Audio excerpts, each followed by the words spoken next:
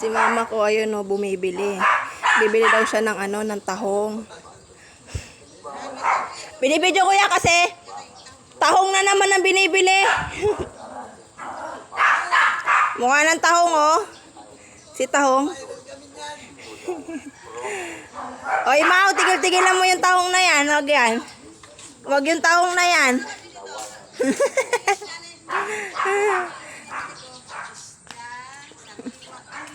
Naliligo na ako eh. Tahong daw bibilihin niya. Sabi ko, tigil-tigilan niya yung kakatahong eh. Sige mo yung kakatahong mo. 55 daw tumibig. Oh, ikaw may pera. Ay, bawal. Nung last nagtahong pa lang yan, yung mga high blood. Wala nga, hindi niya bumili sa akin. Hindi ko Bumili yan. Bumili. Suno mo pa na. Dito na lang. Basta makabenta ka na. Suno mo yan. Ayaw ng tahong, tapos Akin na lang yan. Sige, tayo na lang. Anong isda yan, Mau? Ako sa nilalaki sa Anong isda yan? Lalaki ba? Nilalaki ito eh. Anong isda? Ayaw ko sa ilip. Anong isda yan? Anong isda yan, kuya? Mga mataba kaya ito.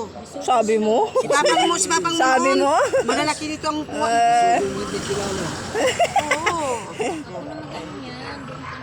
Ano ba bibilin mo? ano? Anong dinalam? Grabe na yan. Pang high blood lahat ng binibili ni mama ko. Malasa kasi yan. Pang high blood. Malasa. Hipon mo, tingnan mo.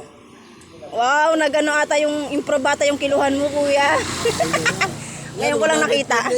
Ngayon ko lang nakita. 180. 105 na to. 180 na lang nga. 180 na lang. Si mama kong buraot to. Itaya ko sa waiting ang suba. Buraot. 20 pa ako ng pantay. Nambuburaot. Sa sitting. Mga sitting. Nambuburaot.